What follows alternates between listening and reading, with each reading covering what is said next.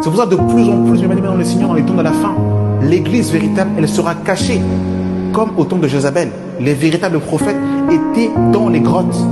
C'est pour ça ceux qui partiront en enlèvement de l'église, ce sera ceux qui seront dans les coulisses et qui seront en train de se préparer pour le grand retour du Maître.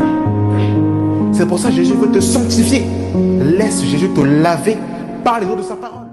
Que la grâce et la paix de notre Seigneur Jésus-Christ vous soient données de la part de Dieu le Père par Jésus-Christ, le vivant, le ressuscité du troisième jour. Nous bénissons le Seigneur pour l'opportunité qui nous permet de pouvoir parler de la parole de Dieu. Nous remercions le Seigneur pour la grâce qui nous permet d'avoir cette chaîne, le retour à la parole. Merci mes frères et mes sœurs pour le soutien que vous apportez à cette chaîne, pour les prières que vous faites dans le secret, pour le soutien dans les commentaires. J'ai peut-être pas souvent l'habitude de répondre à tous les commentaires parce qu'ils sont multiples, mais en tout cas, je regarde vos commentaires, je les lis. Et les critiques positives, constructives sont toujours également les bienvenus. Merci pour les partages, pour tout votre soutien, que la grâce et la paix soient rendues, que l'honneur soit rendu à notre Seigneur et Sauveur, le Christ, pour tout votre soutien et vos participations. Nous voulons, mes bien-aimés dans le Seigneur, parler d'un sujet qui est important, qui est capital. C'est concernant les cantiques. Nous sommes dans une génération de confusion. Nous sommes dans une génération de mélange. Nous sommes dans une génération, bien-aimés dans le Seigneur, où il est difficile de pouvoir distinguer la vraie église de la fausse église. Nous sommes dans une génération où le vrai Jésus et le faux Jésus sont prêchés. Paul pourra nous dire clairement dans 2 Corinthiens chapitre 11 que si quelqu'un va vous prêcher un autre évangile, un autre Jésus, un autre esprit, vous le recevez fort bien.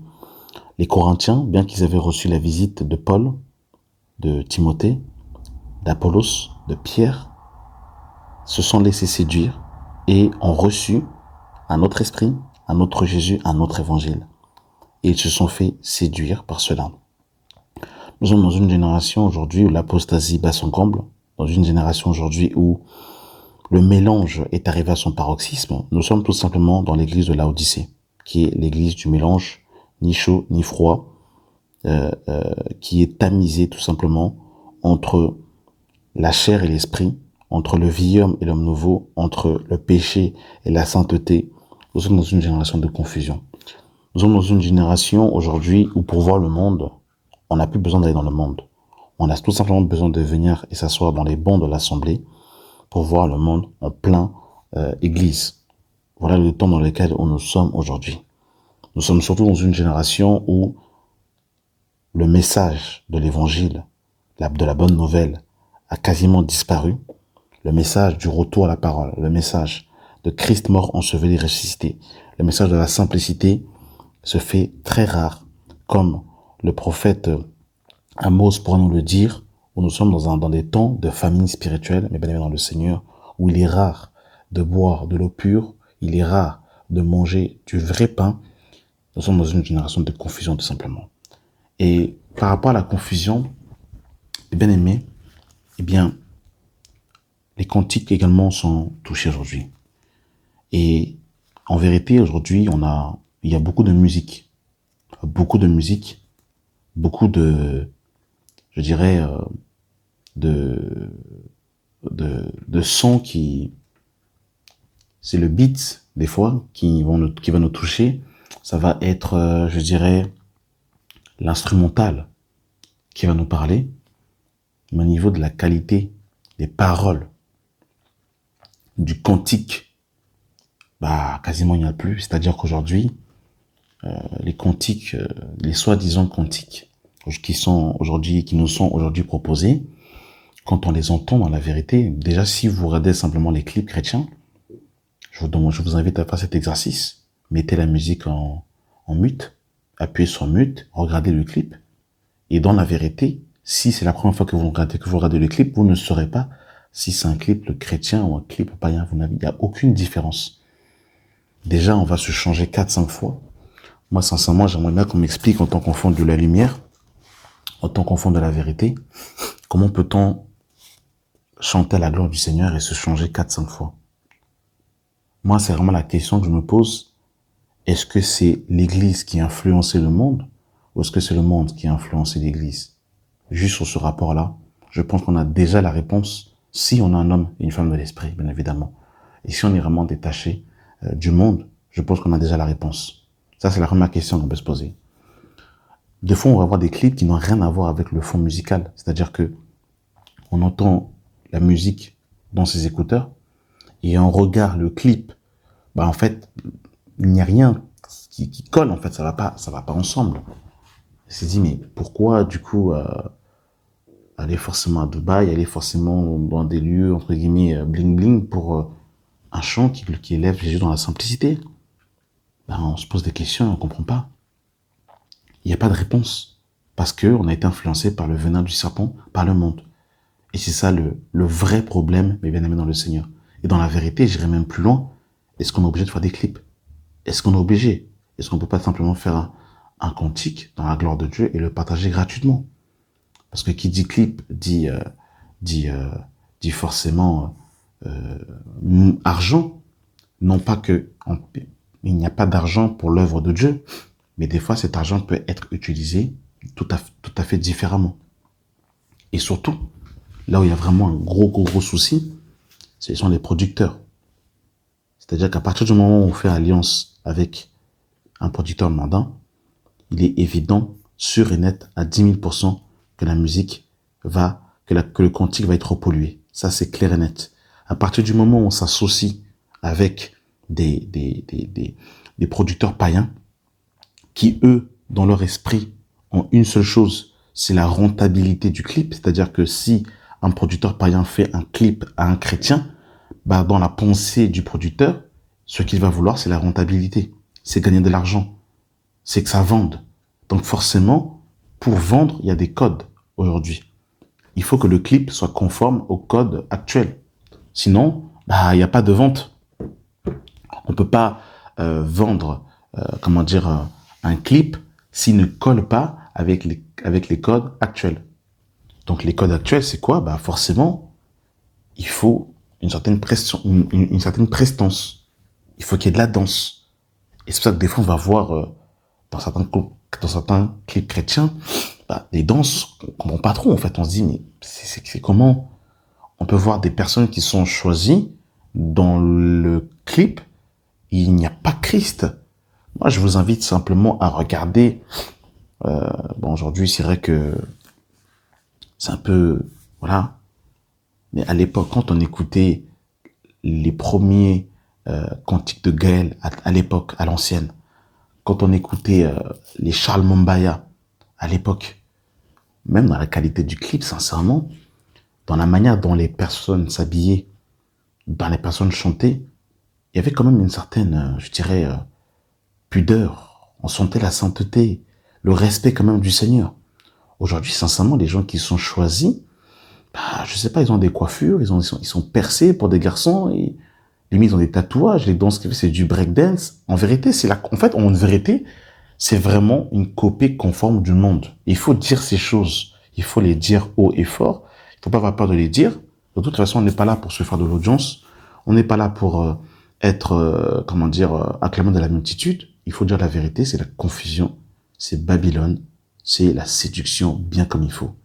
Il faut dire les choses clairement. Et aujourd'hui, malheureusement, on fait tellement un avec le monde. On a tellement la poudre du monde sur le visage qu'on n'arrive même plus à discerner ce qui est de la chair, ce qui est de l'esprit. C'est ça le problème. Et vous le savez, mes bien-aimés dans le Seigneur, dans cette chaîne, on essaie au maximum de présenter la croix de Christ. C'est le fondement du message que nous prêchons. Tout message que nous prêchons, nous nous efforçons de nous positionner sur le fondement qui est la croix de Christ. Or, qui dit croix, dit renoncement, dit dépouillement. Et je suis désolé, mes bien-aimés dans le Seigneur, quand on regarde certains clips chrétiens, il y a un zéro dépouillement. Zéro renoncement à soi-même. En fait, dans le clip, finalement, bien qu'on parle de Jésus, la personne qui est mise en avant, c'est la personne qui chante qui devient une star. Et c'est pas évident. Ou après, on fait des concerts à l'Olympia payants. Ou quand, en fait, on va remplir des stades, c'est l'effigie des hommes qui est mis au centre. C'est pas étonnant que dans la finalité, c'est l'homme qui est mis au centre. Et du coup, l'homme est adulé, et ce n'est même plus Christ qui est adoré, finalement. Donc, du coup, on se dit, mais pourquoi est-ce que tu chantes, en fait? Il y a des personnes qui vont limite imiter les musiciens du monde. On les regarde, on dit, mais tu regardes le clip, ils vont dans des concerts, ils ont des lunettes de soleil dans le noir. Moi, sincèrement, il faut qu'on m'explique cette pagaille qu'on appelle chrétienne, musique chrétienne, qui n'a rien de Christ, qui ne ressemble pas à Christ, parce que chrétien veut dire petit Christ, comme Jésus. Mais dans la vérité, dans les Seigneurs, vous voyez le maître venir dans une maison, enseigner la parole avec des lunettes de soleil. Dans la vérité, mais c'est pas Jésus, ça. Comment ça se fait qu'on voit des, soi-disant, chrétiennes, qui font des concerts payants avec des lunettes de soleil? On va se changer 5 fois, comme si, en fait, c'était des Chris Brown. Moi, sincèrement, je me pose la question, je me dis, mais on est où, là, en fait, là? C'est quoi cet évangile que les chrétiens, ils ont reçu, qu'ils ont accepté? Mais c'est la pagaille, en fait, c'est la confusion. On va lire un peu quelques textes, parce qu'il y a beaucoup à dire, bien aimé dans le Seigneur. Et pour revenir sur l'idée des producteurs, c'est ce qui fait du mal au cantique, soi-disant cantique qui devient de la musique. C'est de la musique, mais c'est pas des cantiques spirituels surtout. Ce n'est pas des cantiques spirituels. Et c'est ça, le mal qui ronge, bien aimé dans le Seigneur. On nous dit, dans le livre de Éphésiens chapitre 5, à partir du verset 18, « Ne vous enivrez pas de vin, c'est de la débauche, soyez au contraire remplis de l'esprit.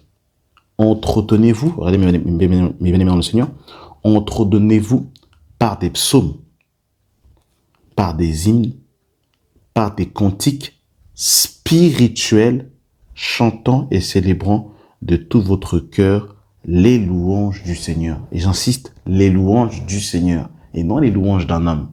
Parce qu'aujourd'hui, on peut louer un homme. D'ailleurs, même, on a parlé des anniversaires, où c'est l'anniversaire de l'homme de Dieu, où l'homme de Dieu est loué, où la femme de l'homme de Dieu est louée, sont mis sur un piédestal, comme si c'était des divinités. C'est pas l'évangile, ça. Dans les louanges, c'est Christ qui doit être loué. C'est pas un homme, c'est pas une dénomination qui doit être louée. C'est pas une vision qui doit être louée. C'est le Seigneur qui doit être loué. Quand on analyse aujourd'hui, parce que vous savez, aujourd'hui, on est plus épris par, je dirais, le rythme. Mais il faut quand même qu'on s'assoie et qu'on dissèque les cantiques. On écoute les paroles. Et on discerne en fait à la lumière de la parole. Mais comme aujourd'hui les gens sont des fainéants et qui ne lisent plus la parole, il n'y a même pas de discernement. En fait, les gens n'arrivent même plus en lisant le cantique. Mais est-ce que ce qui est chanté, est-ce que c'est biblique? Il y a des cantiques en vérité, quand on les écoute, il n'y a rien de biblique dans ce qui est dit. Aujourd'hui, il y a des chrétiens qui ont des soucis et qui vont plus parler d'eux-mêmes dans la cantique. Seigneur, guéris mon âme. Seigneur, le mariage. En fait, c'est un évangile qui est centré sur des problèmes de l'homme, mais qui n'élève pas le Seigneur. Et vous verrez que quand là, à l'occurrence, on nous parle des psaumes, lisons les psaumes de David. Lisons les psaumes de David. Les psaumes de David élevaient exactement et simplement le Seigneur. Et même dans ses difficultés, dans ses afflictions, dans ses peurs, dans sa tourmente, un seul était élevé, le Seigneur de gloire. Pourquoi aujourd'hui on ne voit plus ça aujourd'hui? Il n'y a plus de psaumes dans les cantiques, ça a totalement disparu. Parce que, en fait, le problème, il est où, mes bien-aimés? Il y a deux choses. Déjà, le problème, l'évangile qu'on a reçu est mélangé. À partir du moment où l'évangile n'est pas pur, il est impossible que les cantiques soient purs. Si le message est dilué, forcément, le cantique sera également dilué.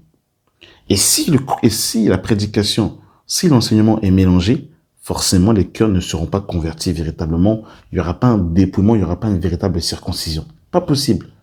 Parce que ça va ensemble. En fait, la conversion d'une personne, le dépouillement, la circoncision du cœur d'une personne dépend de l'évangile, de l'instruction qu'il a reçue. Si l'instruction qu'il a reçue le ramène à la mort, à lui-même, au dépouillement de lui-même, à la circoncision du cœur, automatiquement, parce que, en fait, les cantiques, c'est tout simplement l'expression de notre cœur, de notre âme. Donc, si une âme est mélangée et polluée, forcément, le cantique sera mélangé et pollué. Ça va de pair. C'est pour ça que quand un évangile n'est pas dans la vérité, vous ne pouvez pas recevoir des cantiques dans la vérité. Ça va ensemble. Il n'y a pas de faux évangile et de bons cantiques. Non, si l'évangile est mélangé, les cantiques seront mélangés, ça va de pair, ça va ensemble. Parce que l'évangile se base sur la révélation que nous avons du Seigneur. Un évangile, un Dieu de la prospérité, ne peut que te donner un évangile de la prospérité et te donneront des cantiques de... En fait, ça va ensemble. On verra plus tard Myriam, la grande sœur de Moïse, elle va chanter sur la base de la révélation qu'elle a eue de Dieu. Donc la présentation du Dieu qu'on te présente, la présentation de notre Seigneur aura, mon bien-aimé, eh bien, un impact sur ta conversion, ton dépouillement, ta circoncision de cœur et les cantiques que tu célébreras à l'encontre du Seigneur. Ça va ensemble. Et là, mes bien-aimés dans le Seigneur, on nous dit, entretenez-vous par des psaumes, par des hymnes, par des cantiques spirituels, chantant et célébrant de tout votre cœur la louange du Seigneur. Donc, quand on parle de cantiques spirituels, si on s'arrête là, ça veut dire qu'il peut y avoir des cantiques charnels. On est d'accord? Ça peut être des cantiques émotionnels, des cantiques de l'âme, des cantiques du vieil homme. En fait, c'est ça que ça veut dire littéralement. Quand on parle de cantiques spirituels, en vérité, il y a deux types d'hommes. C'est soit tu es dans l'homme nouveau, soit tu es dans le vieil homme. C'est aussi simple que ça, en fait. Mais tu peux être dans le vieil homme et tu chantes des cantiques pour le Seigneur. Mais tu as sur toi le vêtement du vieil homme et surtout, ce n'est pas un cantique spirituel. En fait, il n'y a rien de céleste dans ce qui est chanté. C'est un cantique qui te rappelle aux choses d'en bas, aux choses de la terre, qui est centré sur l'homme. Regardez ce que Paul va dire par rapport à l'homme spirituel. Dans le livre de 1 Corinthiens chapitre 2, le verset 14, il est écrit « Mais l'homme naturel ne reçoit pas les choses de l'esprit, car elles sont une folie pour lui. Et il ne peut les connaître parce que c'est spirituellement qu'on en juge. L'homme spirituel, au contraire, écoutez, juge de tout. Il n'est lui-même jugé par personne. Car qui a connu la pensée du Seigneur pour l'instruire? Or, nous avons la pensée de Christ. » L'homme spirituel juge de tout. Donc, littéralement, il discerne. Et quand on nous dit, juste en dessous, dans 1 Corinthiens chapitre 3, le verset 1, on nous dit, pour moi, frère, ce n'est pas comme à des hommes spirituels que je vous ai parlé, mais comme à des hommes charnels. Donc, vous avez vu, en fait, Paul va faire l'analogie entre deux types d'hommes, entre l'homme spirituel et l'homme charnel. Et quand on parle de cantique spirituel, à l'occurrence, c'est un homme ou une femme d'en haut. Une femme qui se porte aux choses de l'esprit. C'est ça que ça veut dire. C'est un homme spirituel, une femme spirituelle. En fait, quand on parle d'homme, c'est homme avec un grand H. C'est tout simplement un homme de l'esprit qui marche sur l'esprit et qui marche dans le fruit de l'esprit, le caractère de Christ. Et un homme, charnel, c'est un homme qui marche sur le vieil homme et qui marche sur la manifestation des œuvres de la chair. Et Paul le dira juste en dessous. Il dira, pour moi, frère, ce n'est pas comme à des hommes spirituels que je vous ai parlé, mais comme à des hommes charnels, comme à des enfants en Christ. Je vous ai donné du lait et non de la nourriture solide. Car vous ne pouvez pas la supporter et vous ne le pouvez pas jusqu'à présent, car vous êtes encore charnel. En effet, puisqu'il y a parmi vous des jalousies et des disputes, n'êtes-vous pas charnel, ne marchez-vous pas selon l'homme. Donc on voit que la manifestation de l'homme charnel produit des œuvres de la chair. Contrario, la manifestation de l'œuvre spirituelle ramène au discernement. Donc, des fois, en fait, on va dire, oui, mais tu juges. Mais c'est normal que je juge. Parce que l'homme spirituel juge de tout. Littéralement, il est dans un discernement. Il discerne ce qui est de la chair et ce qui est de l'esprit. Donc, forcément, juger, c'est discerner sur la parole de Dieu. Aussi simple que ça. Donc, on nous parle de cantiques spirituels. Pas des cantiques charnels. Pas des cantiques qui s'inspirent du monde. Pas du zouk chrétien. Pas du compas chrétien. Pas du rap chrétien. Et encore une fois, je nous invite vraiment à faire nos recherches. Parce que, vous savez, des fois, on va s'inspirer de choses qui viennent du monde et on les ramène dans la maison de Dieu. Et c'est ce qui s'est passé, bien évidemment, le Seigneur, lorsque le Seigneur établit Aaron et ses fils pour le sacerdoce, parce qu'ils devaient justement faire la prêtrise, ils devaient être les médiateurs entre les hommes et Dieu. C'est les prêtres qui devaient faire la doléance, ramener la doléance du peuple au Seigneur.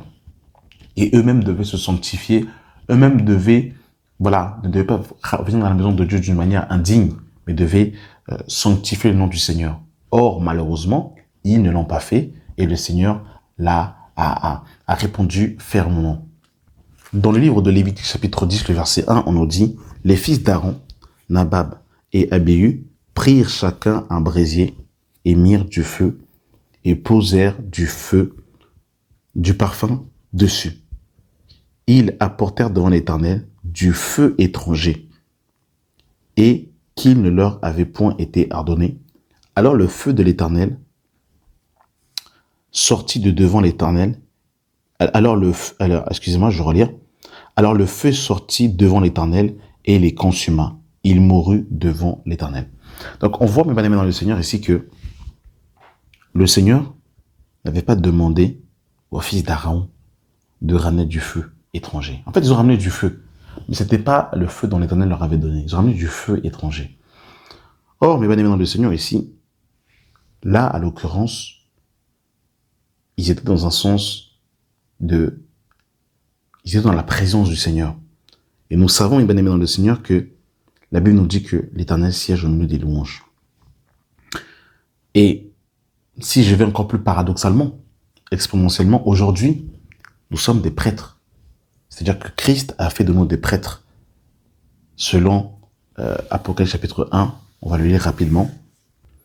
Apocalypse 1, le verset 5. À celui qui nous aime et qui nous a lavé de nos péchés par son sang et qui a fait de nous un royaume des sacrificateurs pour Dieu son Père. À lui, la gloire, la puissance au siècle des siècles. Amen. Donc aujourd'hui, ce que les fils d'Aaron ont fait, parce que Aaron représentait le souverain sacrificateur, donc qui est Christ, qui est le souverain sacrificateur, nous sommes des sacrificateurs aujourd'hui. Et nous allons à la présence du Seigneur, dans le Saint des Saints, parce que selon Hébreux chapitre 10, le verset 19, Christ a inauguré pour nous une route nouvelle au travers du voile, c'est-à-dire de sa chair. Il nous a introduits dans le Saint des Saints. Rappelez-vous que le feu est déjà est l'image de la présence de Dieu déjà. Parce que la Bible nous dit dans le livre de Hébreux chapitre 10 que le Seigneur est un feu dévorant. Donc il est lui-même le véritable feu. Le feu, c'est l'image également de la parole. Jérémie nous dit que ma parole n'est-elle pas comme un feu, comme un marteau qui brise le roc. Donc le feu, c'est l'image de la présence de Dieu. Le feu, c'est la parole. Et rappelez-vous également, mes bien-aimés dans le Seigneur, que lorsque Salomon construit le tabernacle que David, son père, devait construire et que le Seigneur agrée cela, eh bien le Seigneur en fait répond par la présence du feu qui se manifeste. Rappelez-vous également lorsque Akab et sa femme vont renverser l'autel, qu'est-ce que Élie va faire lorsqu'il va justement faire l'autel?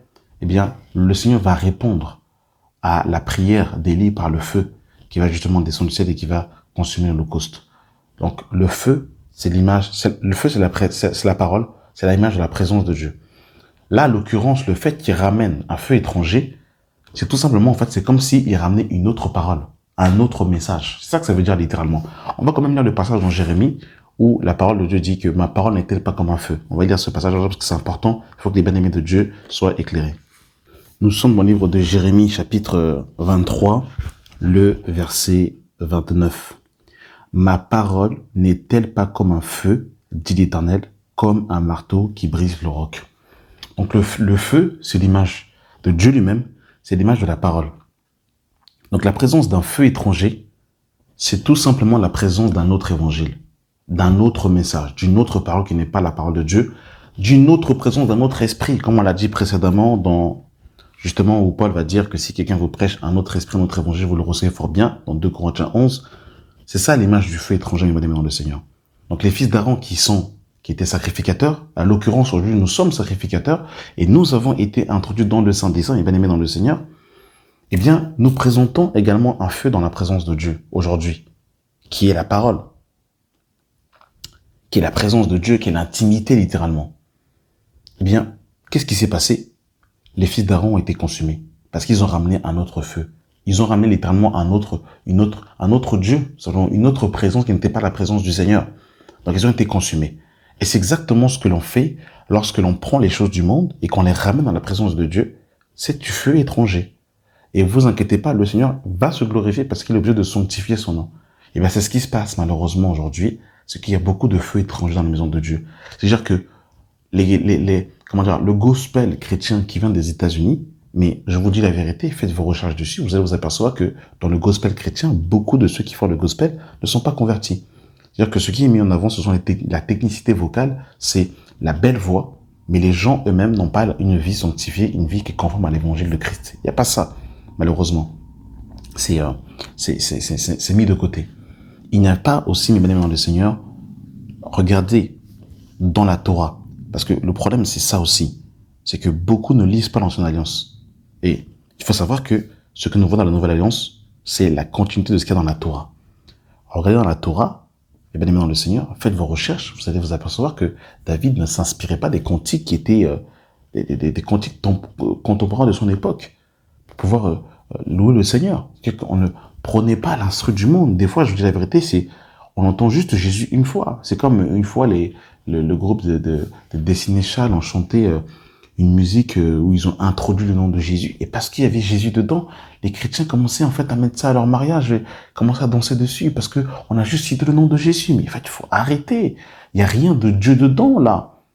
In Jesus say name, in Jesus say name. Bon, vous connaissez, hein, moi l'anglais, ça fait 4. Mais, en fait, ces genres de musique-là, bah, c'est ça qu'on voit aujourd'hui en fait, vous voyez la sensualité dans la manière de se vêtir. Vous voyez en fait des sœurs avec des fossiles. Vraiment, mais c'est même pas de discrétion avec des brésiliennes, toutes ces choses. En fait, je me dis, mais vraiment, on est vraiment dans un temps compliqué. Et le pire, c'est que quand tu dis ça aux chrétiens, on dit que tu es extrémiste. On dit que tu abuses, que tu juges, tu condamnes. Moi, je sais pas, à un moment donné, qu'est-ce qu'on veut?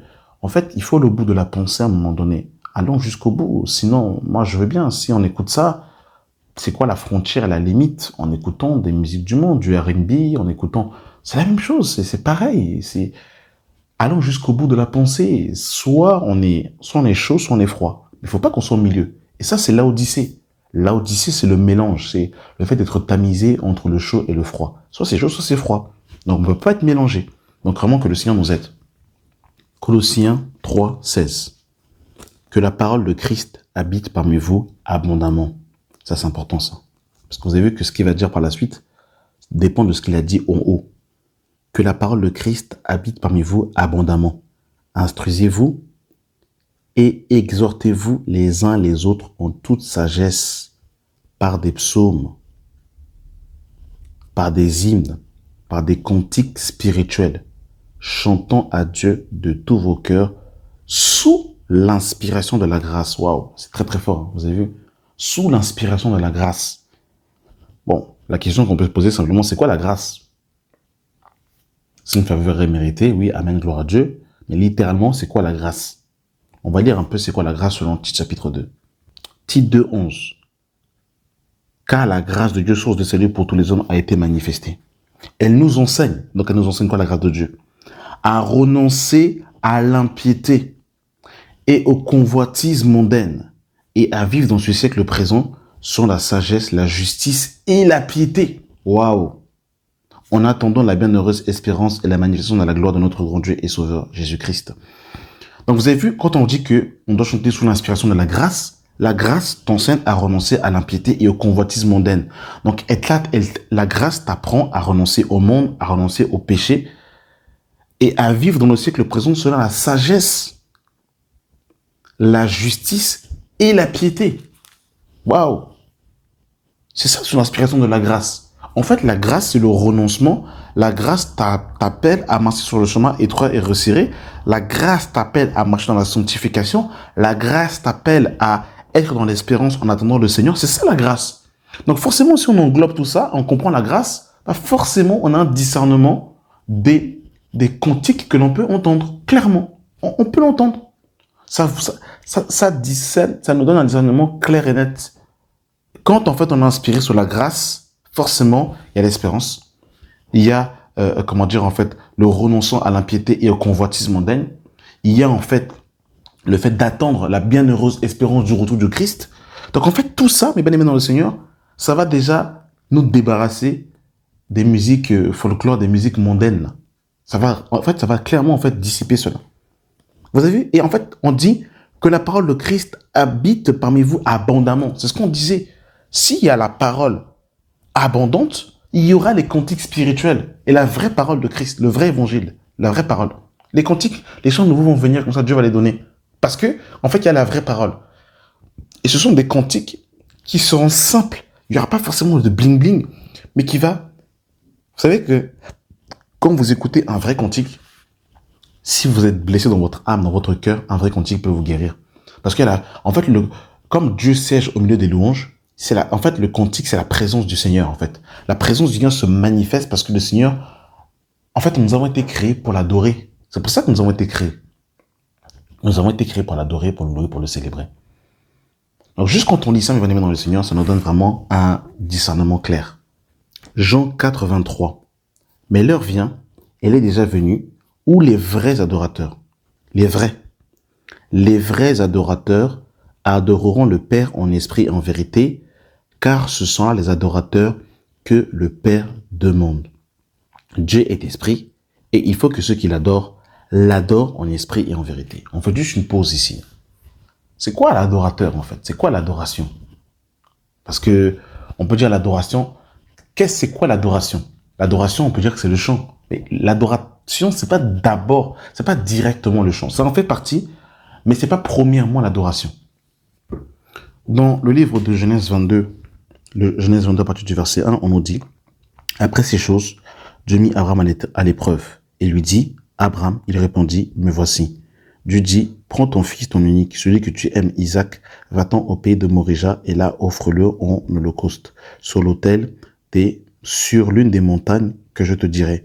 Abraham se leva de bon matin, sella son âne et prit avec lui 2 serviteurs et son fils Isaac. Il fondit du bois pour l'holocauste et partit pour aller au lieu que Dieu lui aurait dit. Le 3e jour, Abraham, levant les yeux, vit le lieu de loin. Et Abraham dit à ses serviteurs, restez ici avec l'âne. Moi et le jeune homme, nous irons jusque-là pour adorer. Nous irons pour adorer. Donc là, la première fois que le terme adorer va sortir, mes bien-aimés dans le Seigneur, c'est dans Genèse 22. Et là, ici, mes bien-aimés dans le Seigneur, il n'était pas question de chanter. Il n'était pas question ici de jouer des instruments. Il était question de rendre un culte au Seigneur. Et nous savons que selon Romains chapitre 12, rendre un culte, comment on rend un culte à Dieu selon Romains chapitre 12, on va le lire parce que c'est des fois des versets que l'on connaît, mais c'est bon de se remémorer cela. Romains 12, le verset 1. Je vous exhorte donc, frères, par les compassions de Dieu, à offrir vos corps comme un sacrifice vivant, saint et agréable, ce qui sera de votre part un culte raisonnable. Donc en fait, dans Genèse 22, quand Abraham dit qu'en moi et l'enfant nous irons pour adorer, en fait, il veut dire littéralement, je vais les rendre un culte, en fait. Et comment il devait rendre un culte? C'était faire un holocauste. Bâtir un autel. À l'occurrence, c'était son fils qui devait être immolé. Or, en vérité, le plus grand autel qui a été fait dans la Bible, c'est le sacrifice de Christ. Et aujourd'hui, sous la grâce, l'autel, enfin le sacrifice qu'on doit faire, c'est le sacrifice de nos vies, de notre corps qui doit être rendu à Dieu. C'est ça la véritable adoration. Donc quand on dit que le Seigneur veut des adorateurs en esprit en vérité, selon Jean chapitre 4, c'est rendre un culte par nos vies, par notre vie. C'est ça, en fait, quand la Bible dit que le Seigneur veut des vrais adorateurs en esprit, en vérité, donc pas dans la chair, pas dans l'âme, pas dans l'émotion, mais dans l'esprit, c'est rendre un culte à Dieu. Mais rendre un culte par notre vie de piété, notre vie qui est sanctifiée, nos membres qui sont consacrés pour le Seigneur. C'est ça que ça veut dire littéralement adorer Dieu en esprit, en vérité. Donc, adorer Dieu en esprit en vérité, c'est pas d'abord les techniques vocales, c'est pas d'abord les répétitions de chants, c'est pas d'abord les pianos, la guitare, non, c'est nos membres qui sont offerts à Yahweh. C'est ça, les mesdames et messieurs, ce que ça veut dire, adorer Dieu en esprit et en vérité. Adorer. Parce que quand Abraham est parti adorer là, il est parti pour immoler son fils sur l'autel de l'Holocauste. C'est ça l'adoration, les bien-aimés dans le Seigneur. Que personne ne nous séduise, que personne ne nous trompe. Or, le Seigneur n'est pas impressionné par la voix, mes bien-aimés dans le Seigneur. Et on va le voir, mes bien-aimés. Ésaïe 29, le verset 13. Le Seigneur dit, quand ce peuple s'approche de moi, il m'honore de la bouche et des lèvres, mais son cœur est éloigné de moi. Et la crainte qu'il a de moi n'est qu'un prétexte de tradition humaine. N'est qu'un prétexte de tradition humaine. Ne goûte pas, ne touche pas des règles et des préceptes des doctrines d'hommes.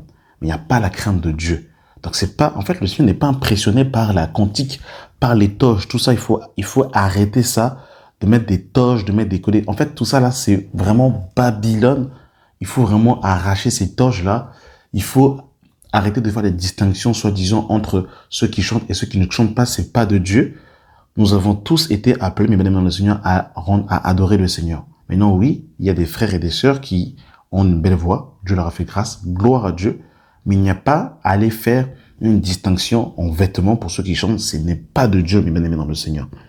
Vous avez vu que le Seigneur, en fait, n'en a que faire de la bouche, bien qu'il veut qu'on puisse il veut des louanges qui sortent de nos lèvres, comme il est écrit dans Hébreux chapitre 13. Mais Dieu n'est pas impressionné par la belle voix, par la technique vocale. Ce que le Seigneur veut, c'est qu'on lui rende un culte raisonnable de notre vie sanctifiée. Un cœur circoncis, un cœur qui est converti, littéralement qui se détourne du monde et qui se tourne vers le Seigneur. C'est ça que le Seigneur veut, bien-aimés dans le Seigneur. Amos chapitre 5, le verset 18. Malheur à ceux qui désirent le jour de l'Éternel. Qu'attendez-vous du jour de l'Éternel? Il sera ténèbres et non nuit. Vous serez comme un homme qui fuit devant un lion et que rencontre un ours, qui gagne sa demeure, appuie sa main sur la muraille, et que mord un serpent. Le jour de l'Éternel n'est-il pas ténèbres et non lumière? N'est-il pas obscur et sans éclat? Écoutez le verset 21. Je méprise vos fêtes. Je ne puis sentir vos assemblées quand vous me présentez des holocaustes et des offrandes. Je n'y prends aucun plaisir. Et les veaux engraissés que vous sacrifiez et actions de grâce, je ne les regarde pas. Éloigne de moi le bruit de tes cantiques, je n'écoute pas le son de tes luttes. Donc, vous avez vu tout à l'heure, on a parlé de l'Holocauste. Et ben, c'est exactement ce qui est dit ici dans Amos chapitre 22. Quand vous me présentez vos holocaustes et vos offrandes. Et rappelez-vous, dans le livre de Matthieu, le Seigneur va dire que avant de présenter ton offrande, si tu as quelque chose contre ton frère, dépose là et va te réconcilier. En fait, l'offrande, c'est nous, mes bien-aimés dans le Seigneur, qu'on doit se présenter devant le Seigneur, qui sommes des sacrificateurs, qui se présentons devant l'autel, et on doit, mes bien-aimés dans le Seigneur, être conforme, être éligible à cela. Sinon, mes bien-aimés dans le Seigneur, en fait, c'est chaos. Et on le voit ici, dans ce qu'on a dit, on le voit ici, quand vous me présentez vos holocaustes. Donc, littéralement, quand vous vous présentez devant moi et que votre vie n'est pas conforme à l'évangile, je n'écoute pas. Il va dire, verset 23, éloigne de moi le bruit de tes cantiques. Je n'écoute pas le son de tes luttes. Et après, il va dire, mais que la droiture soit comme un courant d'eau et la justice comme un torrent qui jamais ne tarit. Donc, vous avez vu, ici, on parle de justice, on parle de droiture, on parle de justice. Et c'est ce qu'on a vu là-bas dans Tite par rapport à la grâce, que la grâce nous enseigne à renoncer à l'impiété et au convoitisme mondain et à vivre dans ce siècle présent selon la sagesse et la justice. Donc, vous avez vu, là, on nous parle de droiture et on nous parle de justice. C'est ça que le Seigneur veut. C'est ça qui réjouit le cœur du Seigneur, mes bien-aimés dans le Seigneur. C'est pour ça qu'il ne faut pas qu'on se fasse séduire, mes bien-aimés dans le Seigneur, par, des faux cantiques, des fausses musiques mondaines qui viennent du monde, qu'on transporte dans le Seigneur, mais qui font simplement bouger la chair. Et en fait, on va dans le péché, on entend ces cantiques-là, on n'est même pas interpellé. En fait, nos vies n'est pas transformées, ne changent pas. Que Dieu nous aide. Quand on lit Exode chapitre 15, le verset 1, on nous dit « Alors Moïse et les enfants d'Israël chantèrent ce cantique à l'Éternel, ils dirent. » Donc là, je m'arrête d'abord ici, par rapport au cantique. Le cantique que les enfants d'Israël vont chanter était sur la base de ce qui s'est passé dans Exode 14. Et quand on lit Exode 14, qu'est-ce qui va se passer? L'armée de Pharaon va être engloutie. Et ils vont passer à pied sec. Donc, c'est-à-dire que le cantique que les enfants d'Israël vont chanter était sur la base de la révélation qu'ils ont eue de Dieu. En vérité, c'est ça le cantique. Le cantique, c'est l'expression de la révélation que nous avons du Seigneur. C'est dire ce qu'il est, dire ce qu'il a fait pour nous. C'est ça, mes bien-aimés. C'est comme ça qu'ils vont chanter. Mais ils ne chantaient pas pour chanter, parce qu'aujourd'hui, on va chanter pour comme combler un vide, parce que on n'a pas la musique du monde, donc on va chanter pour chanter. Il faut comprendre ce qu'on dit. Il faut s'approprier le cantique, parce que des fois, on chante parce que le cantique, il est beau. Mais en fait, il faut qu'on vive le cantique, parce que quand on vit pas le cantique et que vient l'épreuve, en fait, ça se voit que on chante pour chanter. Quand on chante, même si les océans se déchaînent, je les traverserai avec toi, je suis tranquille quand tu es là. Mais dans la vérité, quand il y a l'épreuve, comment tu es en la vérité? Tu en pleures, tu te mets en boule dans ton lit, tu te mets en mode avion, tu es sur la montagne, c'est comment? On voit qu'en vérité, on chante déjà pour chanter, mais on ne réalise même pas le cantique qu'on est en train de chanter. Et ça, il faut vraiment réaliser le cantique qu'on est en train de chanter. C'est super important. Et on nous dit, mes bien-aimés dans le Seigneur, au verset 20 de Exode 15, Marie la prophétesse, sœur d'Aaron, prit de sa main un tambourin. Et toutes les femmes vinrent auprès d'elle avec des tambourins, et en dansant, Marie répondait aux enfants d'Israël, chantez à l'Éternel, car il a fait éclater sa gloire. Il a précipité dans la mer le char de son cavalier. Donc là, mesdames et messieurs, on voit ici, mesdames et messieurs, Seigneur ici, qu'ils vont chanter sur la base de la révélation qui est du Seigneur. Parce qu'ils ont vu la gloire de Dieu se manifester, donc ils ont chanté un cantique par rapport à cela. C'est important. C'est pas des cantiques aujourd'hui, donne-moi un mari, donne-moi des enfants, c'est quoi ça en fait? Franchement, que Dieu nous aide, mesdames et messieurs, dans le Seigneur, parce qu'il y a trop de confusion dans les temps dans lesquels nous sommes. Il va y avoir également un autre cantique que Moïse va apprendre aux fils d'Israël.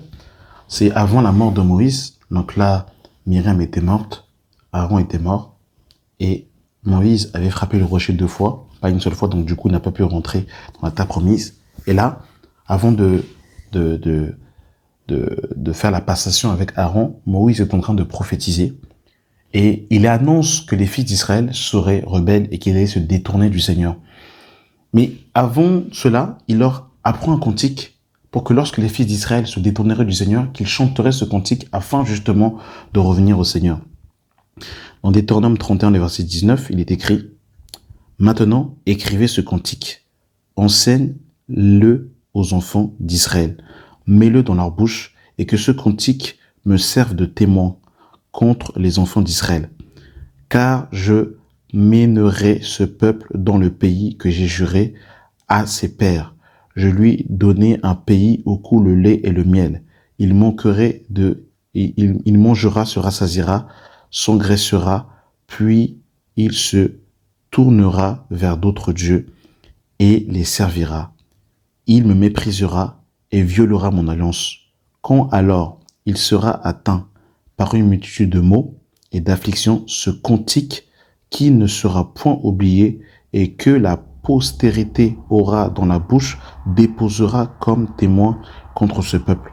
Je connais en effet ces dispositions qui déjà se manifestent aujourd'hui, avant même que je les fait entrer dans le pays que j'ai juré à leur père. En ce jour-là, Moïse écrivit ce cantique et il enseigna aux enfants d'Israël. L'Éternel donna ses ordres à Josué.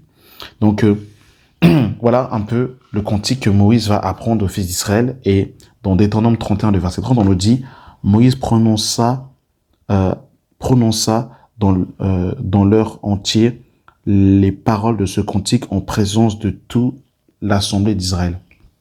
Donc le Seigneur savait que les fils d'Israël allaient se détourner de lui. Et le Seigneur va donner un cantique aux fils d'Israël pour que dans leur affliction, ils se souviennent du Seigneur. Et à l'occurrence, dans le livre de Juges, on voit que dès qu'un juge mourait, les fils d'Israël se détournaient de lui. Et c'était un cantique que Moïse avait fait apprendre aux fils d'Israël et qu'ils chantaient. Et d'ailleurs même, on voit que lorsque les enfants d'Israël vont être déportés à Babylone, eh bien, les enfants d'Israël chantaient cela en disant que si ma droite t'oublie, Israël, c'est dans le livre de Psaume 137, le verset 5, si je t'oublie, Israël, que ma droite m'oublie. Donc les fils d'Israël chantaient ce cantique lorsqu'ils étaient déportés à Babylone, pendant la période des 70 années, lorsque Nebuchadnezzar va raser la ville et que les fils d'Israël étaient en captivité à Babylone, ils chantaient ce cantique, donc le psaume 137, Israël, si je t'oublie, que ma droite m'oublie. Et ces cantiques-là, ils les chantaient parce qu'ils avaient abandonné le Seigneur, à l'occurrence, comme Moïse leur avait communiqué ce cantique-là, que lorsqu'ils abandonneraient, vous avez vu que le cantique, c'est pour dire ce que Dieu fait, et le cantique, c'est aussi un sorte de témoignage. À l'occurrence, ici, c'était un sorte de souvenir que lorsqu'ils chanteraient ce cantique-là, eh bien, ils se souviendraient de de ce que le Seigneur avait fait pour eux. Et d'ailleurs, c'est ce que les Juifs font lorsqu'ils font Pessah aujourd'hui, lorsqu'ils font la Pâque, en fait, ils chantent des cantiques où ils se souviennent de ce que Dieu a fait quand il les a libérés, justement, voilà, de la main de Pharaon, lorsqu'il les a libérés, eh bien, de la captivité pendant près de 400 ans. Ils étaient captifs en Égypte. Donc, le cantique, c'est aussi ce témoignage, ce souvenir qu'on a eu avec le Seigneur, où lorsqu'on vit des moments difficiles et qu'on chante ce cantique, c'est comme un sceau, c'est comme un témoignage, c'est comme un gage qui nous rappelle les promesses qui ont été faites avec le Seigneur. Vous avez vu que ça n'a rien à voir avec les cantiques que l'on chante. Et ce qui est intéressant, c'est que même le psaume de David, le cantique de Moïse, pardon, dans le livre de l'Apocalypse, on voit qu'ils vont encore chanter ce cantique-là. Dans le livre de Apocalypse, chapitre 15, verset 2, « Et je vis comme une mer de verre mêlée de feu, et ceux qui avaient vaincu la bête et son image et sa marque, et le nombre de son nom debout sur la mer de verre ayant des harpes de Dieu. Et ils chantent le cantique de Moïse, le serviteur de Dieu, et le cantique de l'agneau en disant, tes œuvres sont grandes et admirables, Seigneur Dieu Tout-Puissant, tes voies sont justes et véritables, Roi des nations, qui ne craindrait le Seigneur et ne glorifierait ton nom, car seul tu es saint, et toutes les nations viendront se prosterner devant toi, parce que tes jugements ont été manifestés. » Donc, vous avez vu, mes bien-aimés dans le Seigneur, un peu le cantique. Il y a tellement de choses qu'on peut dire sur le cantique. Mais ce que l'on peut retenir, mes bien-aimés dans le Seigneur, c'est que nous devons être des hommes et des femmes de l'esprit pour chanter sous l'inspiration de la grâce et chanter des cantiques spirituels, mes bien-aimés dans le Seigneur. Et pour cela, pour être un homme de l'esprit, une femme de l'esprit, il n'y a qu'une seule chose, c'est mourir à soi-même. C'est la croix, tout simplement. C'est mourir à soi-même afin d'être séparé. Parce que vous savez, sanctifié, ça veut dire aussi mis à part. Hein. Nous avons été sanctifiés, donc littéralement mis à part pour le Seigneur, consacrés. C'est ça que ça veut dire littéralement. Donc nous devons, mes bien-aimés dans le Seigneur, marcher, eh bien, dans cette vie-là de mise à part, de sanctification, de sainteté, pour chanter des cantiques spirituels. Et on a vu que l'homme charnel avait des œuvres de la chair et que l'homme spirituel avait les choses d'en haut. Donc en fait, il est greffé aux choses d'en haut, comme il est écrit dans Colossiens chapitre 3, pensez aux choses d'en haut et non à celles qui sont en bas sur la terre. C'est des cantiques, c'est ce que Philippiens nous dira que ils ne pensent qu'aux choses de la terre. Or nous ne sommes pas des gens d'en bas, nous sommes des gens d'en haut. Donc lorsque notre pensée est branchée sur les choses d'en haut, forcément, eh bien, nous portons notre espérance sur la Jérusalem céleste. Voilà, mes bien-aimés dans le Seigneur, merci d'avoir pris le temps d'écouter cette audio. Jugez-en vous-même, discernez, vous qui êtes des hommes et des femmes de l'esprit. Que la grâce et la paix soient avec vous au nom de Jésus. Amen.